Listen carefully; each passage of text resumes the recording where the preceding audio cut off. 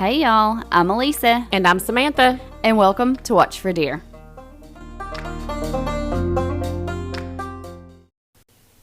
So I am so excited to be here today. I'm not. I'm in a mood. And so are you. Don't act like that. You're faking it. I am in a mood. We can't talk about why you're in a mood, but don't even try to fake it. No. Like I'm just in a mood.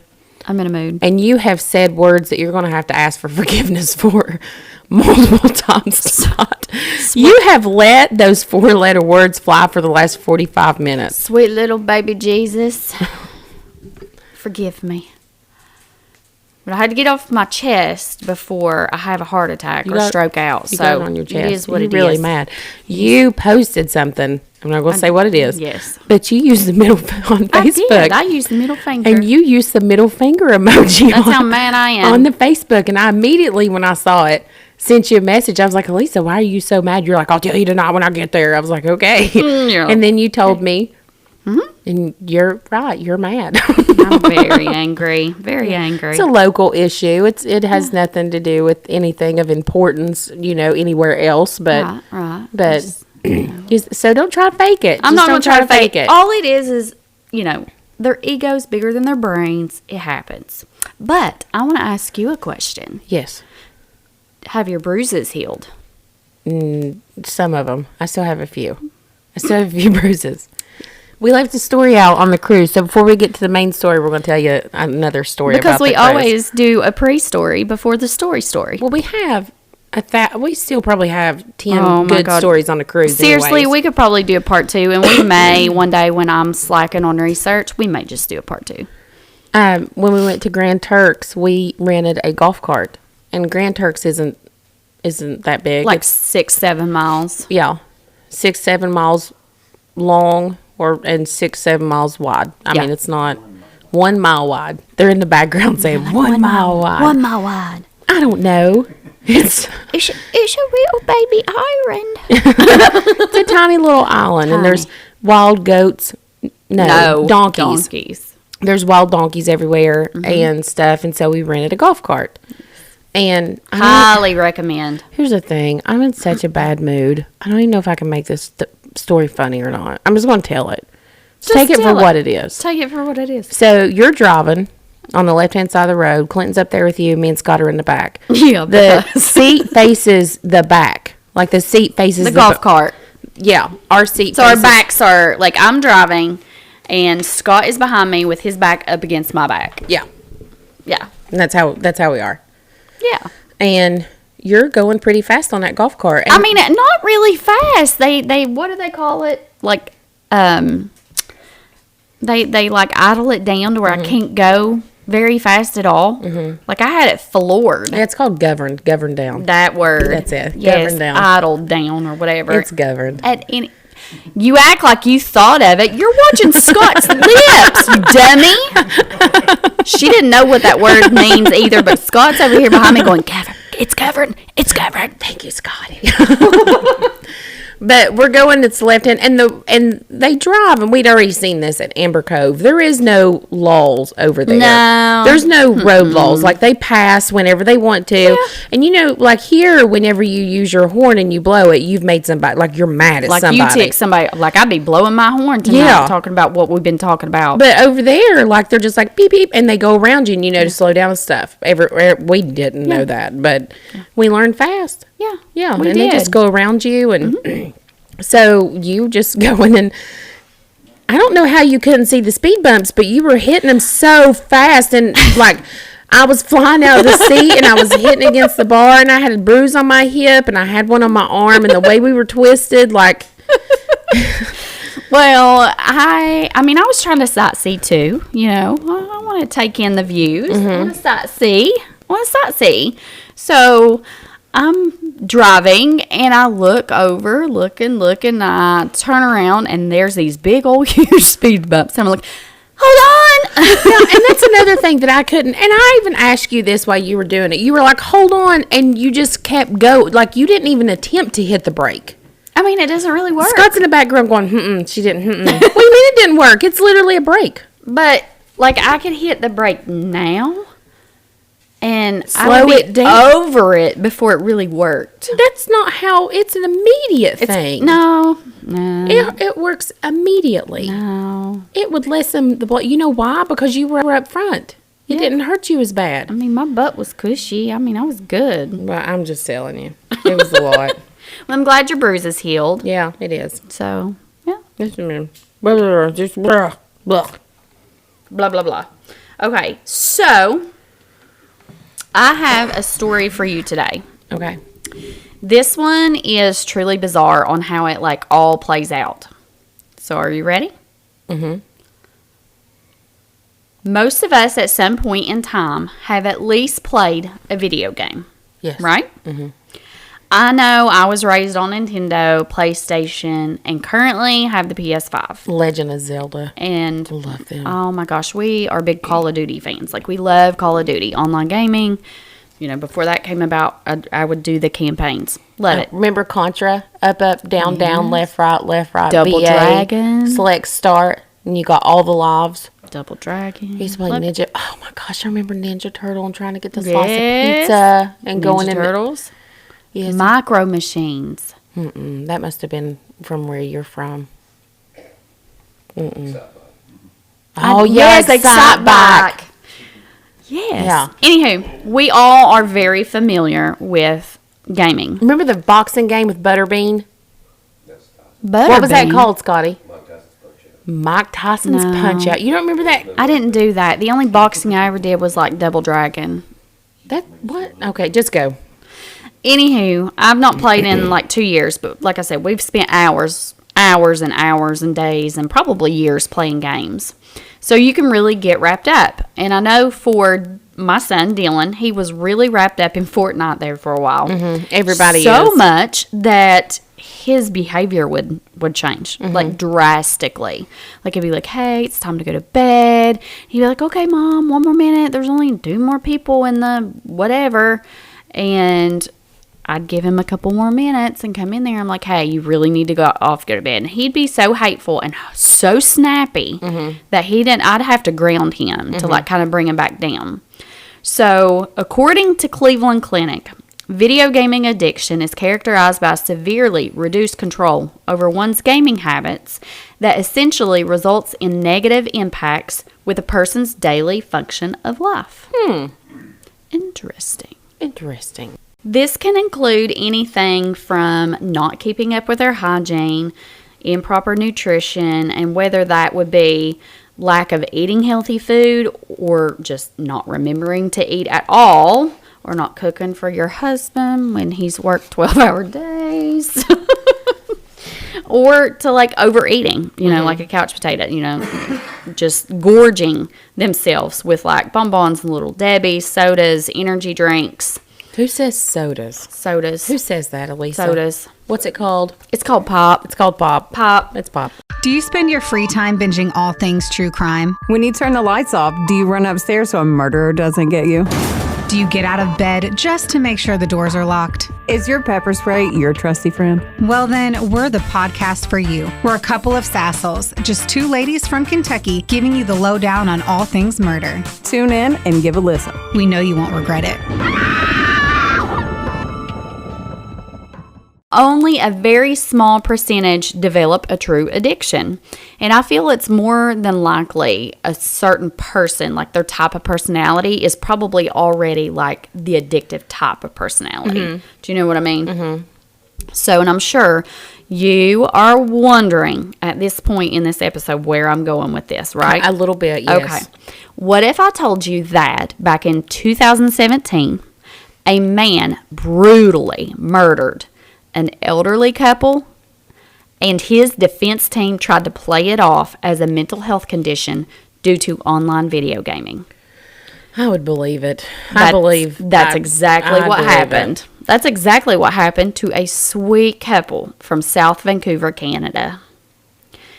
Diana Mah Jones, and we'll call her Ma, was a 65-year-old occupational therapist who loved her job. Now, she had worked 35 years in this profession. She truly was one of a kind. She was a hard worker. She would spend her days assisting those who couldn't do for themselves. She was also a pioneer in her field. She would invent little gadgets for her clients that would help make their lives easier. She was very creative, and she was so amazing at problem solving. According to VancouverisAwesome.com, Ma Jones was a well-respected occupational therapist at GF Strong Rehabilitation Center and Vancouver General Hospital. And in 2015, she was named the Outstanding Occupational Therapist of the Year by the Canadian Association of Occupational Therapists of BC. And in June 2017, right before she passed, she was honored by the Health Authority as BC's Healthcare Hero at an annual Healthcare Awards. So she was just thriving in her job. She was just a great lady. Now, Ma Jones was a vital and active role in her family and friends' lives. Her husband, Richard Jones, who is 68, and he was disabled. So here's Ma. She works all day, doing for other people, being, a therapist. And then she would come home from her job and continue to do the same for her loving husband. She truly was a remarkable woman. Her husband was retired and disabled. Now, their bodies were found in their Marpole home on September 27th of 2017. In their what home? In their Marpole. It's What the is city. that? Oh, It's a city. okay. Rocky Rambo, Waynam Cam, was raised in Hong Kong but moved to Canada to attend university in Alberta as a teenager. And no, that wasn't his real name, but since his dad loved Sylvester Stallone movies, Rocky Rambo seemed like a good name. He really didn't like that name, and later on in the interrogation, they asked him if that was his legal name, and he was like, no, he's like, I don't like it. I don't like it at all. So his dad nicknamed him Rocky Rambo? Yep. That's Rocky what Rambo. he came up with, Rocky Rambo. Rocky Rambo, yep. So he was very socially awkward, which, like, what teen isn't? Your teenage years are hard. Most of everyone is awkward. Now, Rocky Rambo didn't have many friends and really liked to submerge himself into online gaming. His mother and father wasn't around very much. And Rocky states in his interrogation that he really wouldn't say that he was close with his parents. They weren't involved in, like, the parenting aspects, so to speak. Cam would later say he knew his dad was an engineer, but he really wasn't sure what kind of engineer. And he said his mother was a teacher, but she was retired. But something else he mentioned in the interrogation was that he found his mom to be really fake. Like, she was very fake. He made it sound like he just really didn't have a great home life and those relationships with parents that, every kid needs. No siblings? He had 2 siblings, and he was the middle child. So here we have middle child syndrome. And his parents still lived in Hong Kong at the time that this murder happened. Okay. And where was he? In Canada. He moved when he was a teen to Vancouver. With who? Just by himself. He moved to Vancouver by himself when he was a teenager. I'm telling you. Yep. They let little Rocky Rambo Little Rocky Rambo. go on over to Canada. Listen, he like Rocky. Ain't nobody gonna mess with him. Something ain't right. Something right. Something ain't right. Well, like he said, and it's like a 9-hour interrogation video. Yeah. And like he talks about like his parents they weren't around. I mean, They just if they were in Hong Kong and he was in a Canada, teen. You got to damn realize skippy they too, weren't around. in Aruba you can drink at 18 or no 16 or 17. Like different countries have different age limits. Like when you're an adult. So he was like, peace. Now, but I'll tell you later in the story, his parents still took care of him. Do you think that we baby our kids too much Absolutely. in America? Absolutely. You think we We are raising a generation of entitled brats. Absolutely. I cannot say that I can't disagree with you on that. Absolutely. I'm not going to say they're all that way, but there's a lot. Large sum. Yeah, a lot. A large sum. But now that I say that, like, you know, when we were growing up, and I always heard the same thing, you know, this generation, you all don't know what hard work is and all this stuff. And we're like all baby boomers, blah, blah, blah, big whiny old people. I feel like we're the whiny old people. We now. are the whiny old people. I feel it in my bones. Yeah. Speaking of, is it supposed to rain? I don't know why. Oh, Arthur's hurting. Arthur's hurting me. Arthur's hurting in my back. Tell me about Rocky Rambo. Okay, so Rocky moved to Vancouver, specifically to that part of Vancouver, in the spring of 2017 after he was unable to find a job. And at the time that he committed these murders, Cam was unemployed and he was being supported by his parents. Mm-hmm.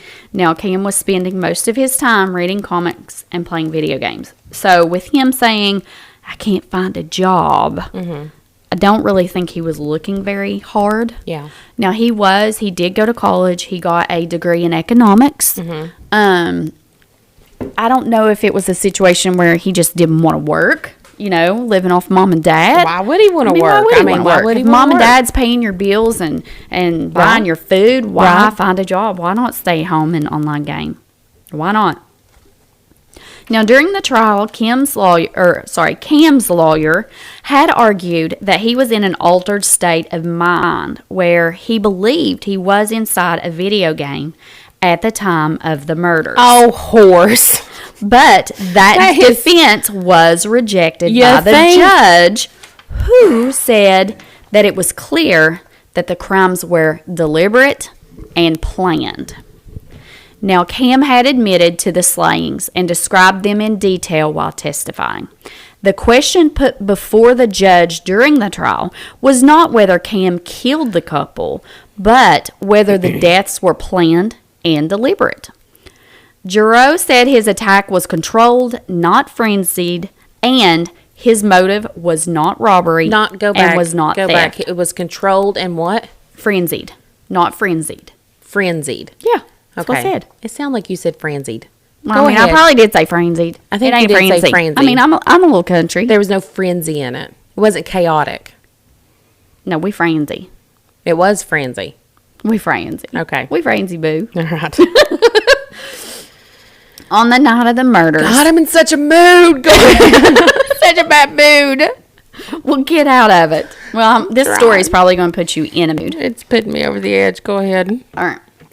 On the night of the murders, Cam went out for dinner and then returned home and packed a backpack with a knife and a hatchet that he bought at a nearby Canadian Tire 2 weeks before the attacks. Okay, so this is premeditated murder. So this does show at some point he did intend to use these particular items on someone. Yes. Or something. Yes. I don't think at this point he probably had anyone like really narrowed down in his mind, but I do think his intentions were 100% set. Yes. He bought those with He was going to kill somebody. Yes. On the morning of September 28th of 2017, the postal worker walks up to the front yard to deliver the paper at the residence and notices a small knife, kind of like a paring knife, you know, cut taters with, on the side of the walkway and a small hatchet on the other side. Now, he doesn't think anything of it, and he just delivers the paper, and he leaves. A few hours later, Anthony Purcell shows up at the residence and knocks on the door. Anthony happens to be a co-worker of Mah Jones. She didn't show up for work that day and never called in to let her employer know she would be out. This is extremely strange given how dedicated Mah was to her profession and her clients. Mah never missed work, and if she did, she always let them know what was going on. Now keep in mind, she was dedicated, so this was completely out of character. So they got worried. He goes to the house. So he knocks on the door, Nobody answers. He checks the doorknob. It's unlocked. He opens the door, and what he finds is truly a scene from a horror film. Right off the bat, he notices there's a sign of struggle. But even more telling when he gets to the kitchen is the amount of blood that is absolutely covering everything in the kitchen. The floors, counters, walls, everything was covered in blood. So he leaves and he calls the cops to report what he just walked into.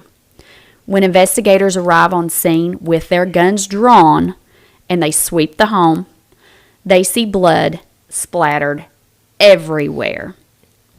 There's drag marks through the blood. There's footprints that lead to the second floor of the home. At this point, they can hear running water and are met with tons of steam. As they creep forward, they notice the bathroom door wide open, and they can now tell that the shower is running. They peer over into the shower stall to find both Ma and her husband Richard lying dead in their own shower in their own home. I thought you were going to tell me that Rocky Rambo was taking a shower. No. I swear, I thought that's what you were getting ready to say. I thought he needs to be locked up, but this dude is, he's mental, but he is mental. Her eyes, I'm sitting here telling this story, and her eyes just kept getting bigger and bigger. I thought you were going to tell me he was in the shower. She was like getting bigger and bigger and just watching and watching. I'm telling you, we need video. Autopsy confirmed that Richard had 103 stab wounds and a hatchet wound across his throat. Ma's throat was slit. Who in the world could have done this slaying? There were no clues. There were no motive. Nothing was stolen. The only thing missing was the Joneses' car. It was gone. Word spread quickly with the description of their vehicle, and it was eventually found. Now, during the investigation, a young Asian man was pinned as a suspect from a purchase that he had made at Canadian Tire. This was the purchase that we'd mentioned in the beginning of the show. Included was a very distinctive Canadian hat, gloves, the hatchet that would later be tied back to him. Now, this hat that I mentioned was actually found on the scene of the crime under the kitchen table of the Joneses' home with blood on it. Why did he do it? Why did he do it? We'll see. So at this point, they have a pretty good idea who it is. And investigators did keep these details close to their chest, and they began collecting CCTV videos. And they do find a video linking him to that particular purchase at Canadian Tire. So they now have enough to arrest 25-year-old suspect Rocky Rambo Waynam Cam. When they take him in, Cam is interrogated for 9 hours. He denies over and over having anything to do with these murders. And investigators can tell that Cam is really immature, and then he's like, so when you're listening to it, she'll ask him a question, and she would be like, okay, Rocky, can I call you that? And he was like, yeah, okay. He's like, I don't really like that. But he's talking, and everything he answers with, he does this, like this nervous laugh. After everything he says, he's like, okay. Everything he says. It's so freaky. So I was watching documentaries before, and I don't know if it was Canada or what, but I know in some countries that they are allowed to lie to you if they know that you did it, or they think by lying to you that they can get to the bottom of it. They are allowed to lie to you. They are allowed to say that they have you on camera with blood all over you, and they'll make it easier on you if you just go ahead and confess to it, and there's nothing. There's no evidence or anything, but they're allowed to lie to you. That seems kind of shady. I feel like probably Here in America, it would be super shady. It'd be for super that. shady here. I mean, it would be shady. It's shady everywhere. But, I mean, I can see how it would be, like, shady. Because some of those things that you see, like, I watch a ton of documentaries. And, yeah, because they quietly, like, put little thoughts in there. And then you end up having people admitting to do stuff. Especially, like, if they have, like, cognitive disabilities. And they're admitting to things that they didn't do. Because Exactly. they fed them little bits of information. And, Cognitive disabilities such as Gypsy Rose. oh. Go on. Just go on. Just go on. I just had to push that button. But at one point, Rocky tells the investigators that he really just wants to play video games, and he asks for his phone. So she's like, Rocky, she was like, can we get you anything? And they get him a sandwich, and she was like, what can we do? Can we get you anything to make you more comfortable, to make you at ease? Because, you know, she's like, some people have pets, and some people have, you know, whatever. And he was like, you know, he's like, no, he's like, you could give me my phone. He was like, but that's probably not going to happen. So, and she was like, yeah, you're right. You're not getting that phone. But anytime she asks him, you know, did you know these? Do you recognize these people? If we go into your home, are we going to find anything related to these people? He just says, I don't want to answer that, or I don't want to say. That's all he says. So, when investigators search his home, they do find internet searches related to crime scene cleanup, tasers, drugs to knock people out. And at this point, this crime is looking like it is indeed premeditated. Now, his defense tried to state that these searches were related to some comic book that he was reading. His lawyers tried to argue that he was suffering from gaming consciousness. And basically, he was just so distorted on what was reality and what wasn't that he couldn't tell if he was actually in the video game or if he was actually in real life. Do you think there's a special place in hell for lawyers that do that? Because I feel like there probably is, right? I mean, there's like a special realm down there, like whenever these lawyers are trying to say that stuff. I think it would be, I mean, that's their job for sure. And I feel like you probably can't have much of a conscience. But to be a freaking slimy. Yep. I mean, to be so slimy. Yep. I mean, really, the video games made him do it. Yep. Horse muck. Horse muck. Now, later during this testimony, a psychologist by the name of Dr. Edward Shin would state that there is no such recognized mental disorder as gaming consciousness. The lawyer literally pulled that out of his arsehole. Now, Cam has testified that he spent as much as 15 hours a day playing violent video games like Skyrim. He even provided play-by-play commentary while his lawyer played the game in court. So Shin told the court that during their session together, Cam told him he was shocked when Mah Jones screamed after Cam made his way into the couple's home. Why'd he even go in there? A hatchet in one hand and a pocket knife in the other.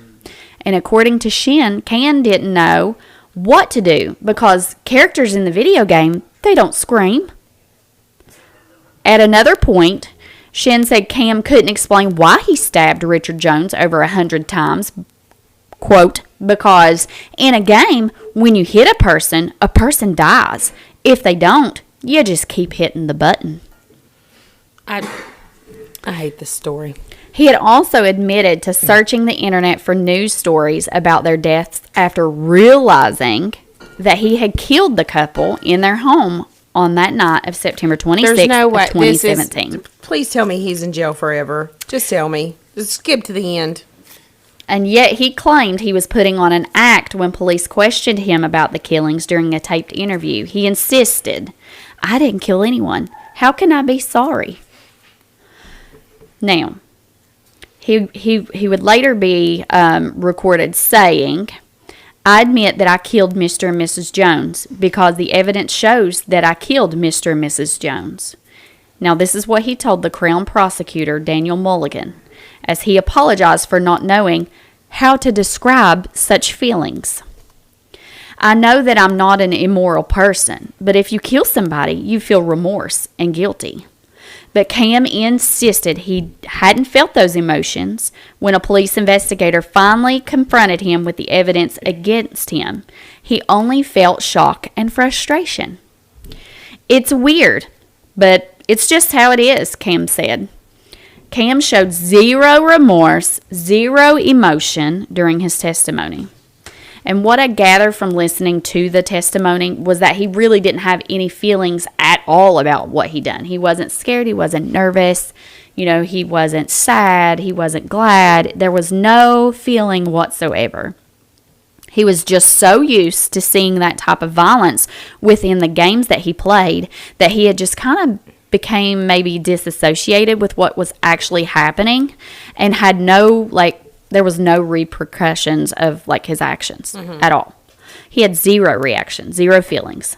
His parents had always taken care of him, and now the city would continue to take care of him. Rocky Rambo Waynam Cam, 27, was sentenced in July of 2020 by BC Supreme Court on Tuesday for the September 2017 slayings of Diana Mah Jones and Richard Jones. Justice Laura Garrow said, Mr. Cam has committed 2 brutal and senseless murders which call out for very strong punishment. Cam was convicted on 2 counts of first-degree murder. Each of those convictions carries an automatic life sentence without the possibility of parole for at least 25 years. But the question before the court was whether those sentences should be served back-to-back or at the same time. That was the big issue that they had, was do you do it back-to-back or do you do it all at the same time? So And guess what they chose. Well, hold on. We got to talk about something. So consecutively or at the same time? Yeah. Well, if it's life sentences, why does it matter? That's, I feel like legal jargon is very confusing. That's why you got to be a lawyer. Unless if they do them at the same time, maybe they can get it to where he can't get parole for more tthan 25 years. Because he's 27, 25 years, that puts him at 52. So that's still pretty young. And even if they deny it then and they give it to him 10 years from then, he's 62 years old. Yep. But if they give it to him consecutively, maybe if he got 2 consecutively, he wouldn't be up for parole until he pulls the next one. And then he would be burning. Yeah. Well, what happened is they did the first one that you said, where they sentenced him to 25 years at the same time, and then he's up for parole. Yeah. So, yeah, that's what they went with. Say it again. That's what they went with. He's going to serve 25 years, which is going to count as 50 years. And then, after 25 years, he's going to get out and be able to be paroled and go back to gaming and have a great life. Well, yeah. I don't even know what to say about this story. So, it's pathetic. It's pretty bizarre, wasn't What's his name? Rocky Rambo Wham Cam. Whoa, Black Betty, bam lamb. Whoa, Black Betty, bam lamb. What's his name? Rocky Rambo Waynam Cam. All right. So that wraps up tonight's story for you. Y'all be sure to hit the... Oh, you know what? You know what I realized? What? If y'all don't follow us on social media, you probably should, because we just closed down a t-shirt giveaway. Oh, are we giving that away tonight? We are going to give that away tonight, but we're going to post it on social media because that's we're going to do how it we're live. tracking it. Yes, we're going to do it live. But I got to write down all the names. Are we doing it tonight, though? Are we giving the shirt away tonight? I got to make the shirt first. But are we drawing the name and giving it away? Later. Yes, as soon as I can write all of them down. You got to order it. Yeah, that's what I mean. I got to make the order. Yeah. Because it's got to be ordered. But we got to do that because I was supposed to do it the other night and I forgot. Well, because I'm so busy. I'm in such a bad mood. But anyways, y'all hit the follow button and listen on Spotify or wherever you get your podcast. Go like and follow us on the Insta and the Facebook at Watch for Deer Podcast. Email us at watchfordeerpodcast@gmail.com. Y'all be safe and watch for deer.